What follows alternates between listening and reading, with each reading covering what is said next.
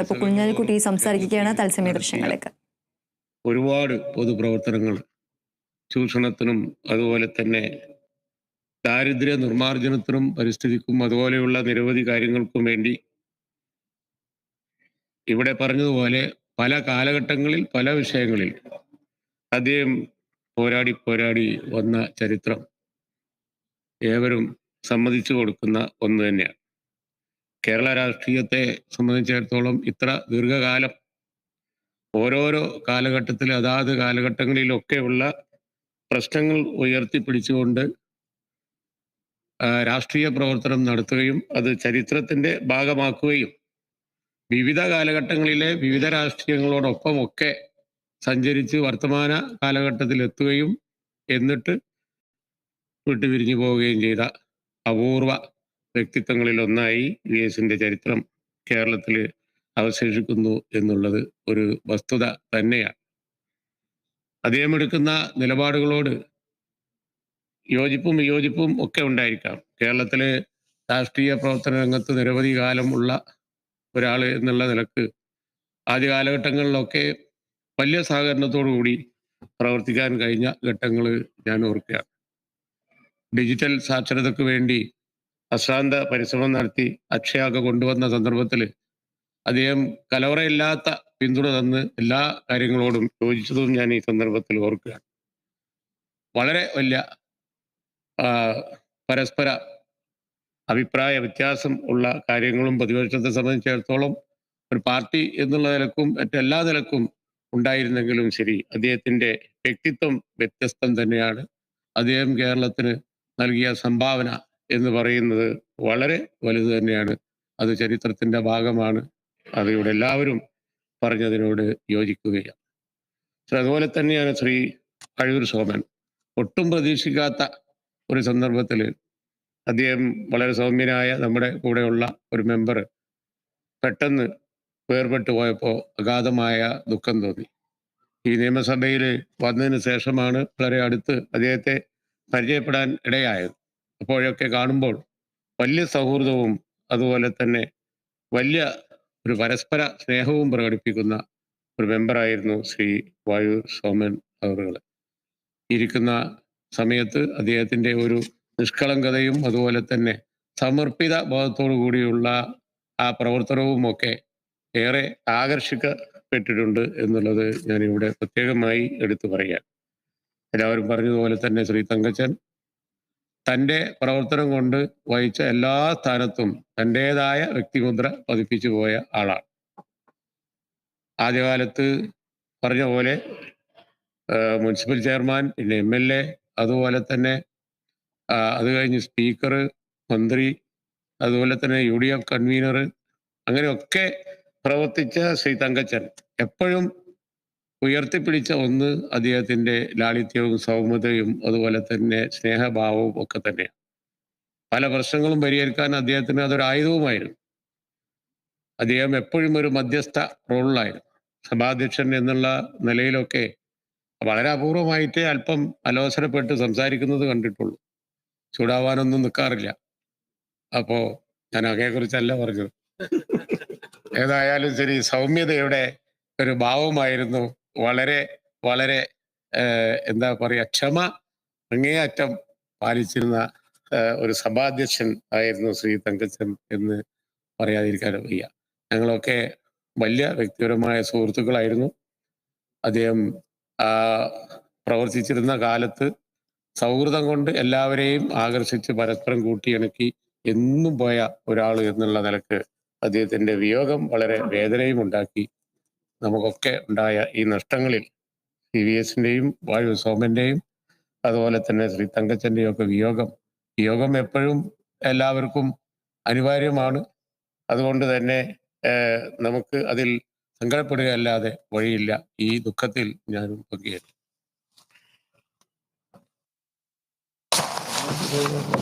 സഭാനാഥനും സഭാ നേതാവും പ്രതിപക്ഷ നേതാവും കക്ഷി നേതാക്കന്മാരും പ്രകടിപ്പിച്ച എല്ലാ വികാരങ്ങളോടും യോജിക്കുക. ബഹുമാന്യനായ ശ്രീ VS അച്യുതാനന്ദൻ ഒരു കാലഘട്ടത്തിന്റെ ഓർമ്മയായി നമ്മളിൽ നിന്ന് മാറ്റപ്പെട്ടിരിക്കുന്നു.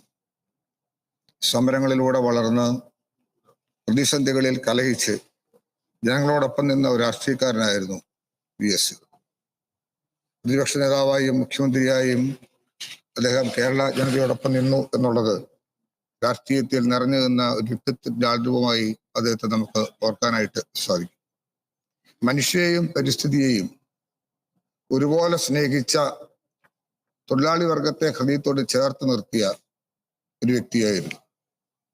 കർഷകരുടെയും കർഷക തൊഴിലാളികളുടെയും പ്രശ്നങ്ങളിൽ അദ്ദേഹം നടത്തിയ പോരാട്ടങ്ങൾ ചരിത്രത്തിന്റെ ഭാഗമായി ശേഷിക്കുന്നു എന്നുള്ളതാണ് കാണാൻ കഴിയുന്നത്. തണ്ണീർത്തടങ്ങളും വയലുകളുമാണ് മണ്ണിനെയും മനുഷ്യനെയും മറ്റ് ജീവജാലങ്ങളെയും നിലനിർത്തുന്നതും കാലാവസ്ഥയെ ക്രമീകരിക്കുന്നതും എന്ന് പൂർണ്ണമായി വിശ്വസിച്ച ജനകീയനായ ഒരു നേതാവായിരുന്നു എന്ന് പറയാൻ പഠിക്കേണ്ടതില്ല. പോരാട്ട വീതികളിലേക്ക് വാർദ്ധക്യത്തിൽ പോലും നടന്നു ചെല്ലുന്ന VSന്റെ സമരവീര്യം കേരളമാർക്കില്ല. ഒരു വിഷയത്തിൽ ഇടപെടുമ്പോൾ അതിന്റെ നാനാവശങ്ങളും കൃത്യമായി പഠിച്ച് ഇടപെട്ടിരുന്ന VS രാഷ്ട്രീയക്കാർക്കൊരു പാഠപുസ്തകമാണ്. CPMന്റെ രൂപീകരണത്തിൽ സാന്നിധ്യമായിരുന്ന VSന്റെ വിടവാങ്ങൽ ഒരു കാലഘട്ടത്തിന്റെ അവസാനമാണ്. കമ്മ്യൂണിസ്റ്റ് പ്രസ്ഥാനത്തിനും ഇടതുപക്ഷ പ്രസ്ഥാനത്തിനും കേരളത്തിനുണ്ടായ നഷ്ടമാണ് എന്നുള്ളത് ആർക്കും അറിയാം. CPMന്റെ രൂപീകരണത്തിൽ സാന്നിധ്യമായിരുന്ന VSന്റെ വിടവാങ്ങൽ ഒരു കാലഘട്ടത്തിന്റെ അവസാനമാകുമ്പോൾ അദ്ദേഹം ചെയ്തിട്ടുള്ള പ്രവർത്തികൾ ഓർമ്മപഥത്തിൽ സൂക്ഷിക്കുവാനും ആ ജ്വാല അണിയാതെ പോകുന്നതിനും ഒരു സാമൂഹിക പ്രതിബദ്ധതയോടു കൂടി എല്ലാവർക്കും അദ്ദേഹത്തെ സ്മരിക്കുവാനും കാലം മാറ്റിവെക്കപ്പെട്ടിരിക്കുന്നു എന്നുള്ളതാണ് കാണാൻ കഴിയുന്നത്. അദ്ദേഹത്തിന്റെ മുഖ്യമന്ത്രി എന്ന നിലയിലും പ്രതിപക്ഷ നേതാവ് എന്ന നിലയിലും ഇവിടെ കക്ഷി നേതാക്കന്മാരെ സൂചിപ്പിച്ചതുപോലെ സ്വയം അദ്ദേഹത്തിന്റെ മനസ്സിൽ തോന്നുന്ന കാര്യങ്ങൾ വസ്തുതാപരമായി വിലയിരുത്തുവാനും പറയുവാനും മടിച്ചില്ല എന്നുള്ളത് ചെറുപ്രായം മുതൽ ശീലിച്ച രാഷ്ട്രീയ ശീലത്തിന്റെയും അദ്ദേഹത്തിന്റെ പ്രവൃത്തി പരിചയത്തിന്റെയും മൂല്യബോധമാണ് എന്ന് നമുക്ക് അറിയാനായിട്ട് കഴിയും. ആ നേതാവിന്റെ ഓർമ്മകൾക്ക് മുമ്പിൽ ആദരാഞ്ജലികൾ അർപ്പിക്കുന്നു. ശ്രീ വാഴൂർ സോമൻ പ്രിയപ്പെട്ട ഒരു സഹപ്രവർത്തകനായിരുന്നു. ഈ സഭയുടെ അംഗമായിരുന്നു. കർമ്മനിരതനായ പ്രവർത്തകൻ.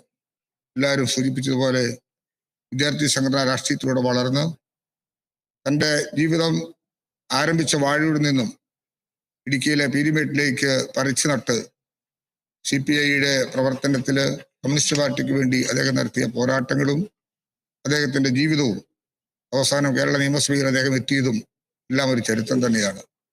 തോട്ടം തൊഴിലാളികൾക്ക് വേണ്ടിയാണ് അദ്ദേഹം കൂടുതലായും പോരാടിയിട്ടുള്ളത്.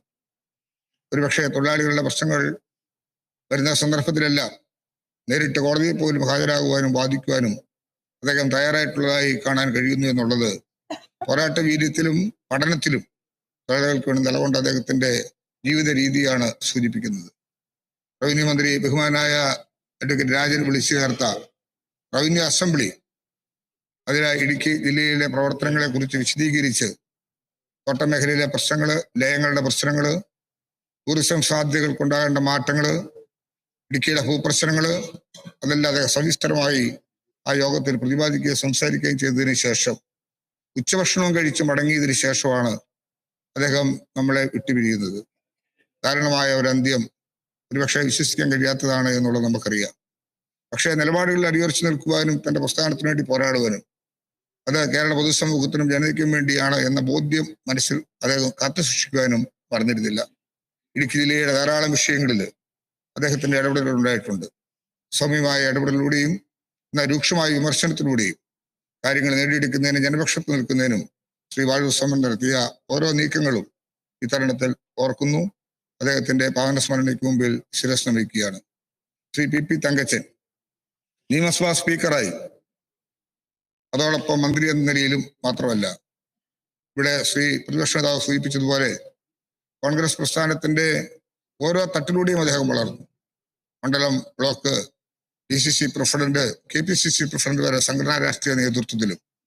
എന്നാൽ പെരുമ്പാവൂരിൽ നിന്ന് 4 തവണ നിയമസഭയിലേക്ക് അദ്ദേഹം തെരഞ്ഞെടുക്കപ്പെടുമ്പോൾ ഏതാണ്ട് 19 വർഷക്കാലം ആ നിയമസഭാ പ്രതിനിധിയായി പെരുമ്പാവൂരെ പ്രതിനിധീകരിക്കുമ്പോൾ ഈ സഭയുടെ നാഥനായി അതോടൊപ്പം മന്ത്രിയായി അദ്ദേഹം നടത്തിയ പ്രവർത്തനങ്ങൾ ഓരോ കക്ഷി നേതാക്കന്മാരും ഇവിടെ വിശദീകരിക്കുകയുണ്ടായി.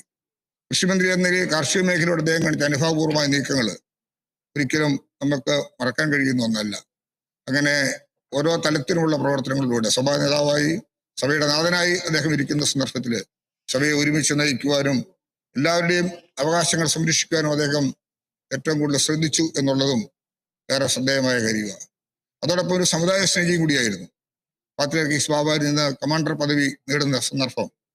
ആ നിലയിലെല്ലാം സാമൂഹിക രംഗത്തും സാംസ്കാരിക രംഗത്തും രാഷ്ട്രീയ രംഗത്തും എല്ലാം അദ്ദേഹത്തിന്റെ പ്രവർത്തനങ്ങൾ. ഒരു തേവര കോളേജിൽ പഠിച്ച് നിയമപഠനം പൂർത്തിയാക്കി അഭിഭാഷകനായി തുടരുന്ന സന്ദർഭത്തിൽ രാഷ്ട്രീയ പ്രവേശനത്തിൽ അദ്ദേഹം ഇട നൽകിയെങ്കിൽ എല്ലാവരോടും അദ്ദേഹം പുലർത്തിയ നീതിപൂർവമായ സമീപനവും പ്രവർത്തനവും ഒരു കാലഘട്ടത്തിന് തന്നെ ഓർമ്മകൾക്ക് മുമ്പിൽ ഇന്ന് മാറ്റപ്പെട്ടിരിക്കുകയാണ്. തീർച്ചയായിട്ടും CPP തങ്കച്ചന്റെയും ഓർമ്മകളെ നമ്മുടെ മനസ്സിൽ സൂക്ഷിക്കാൻ കഴിയുന്ന ഒരു സന്ദർഭമായി ഇന്ന് നമുക്ക് മാറ്റപ്പെട്ടിരിക്കുന്നു. ഈ മൂവരുടെയും ഓർമ്മകൾക്ക് മുമ്പിൽ ശിരസ് നമിക്കുന്നു. സർ,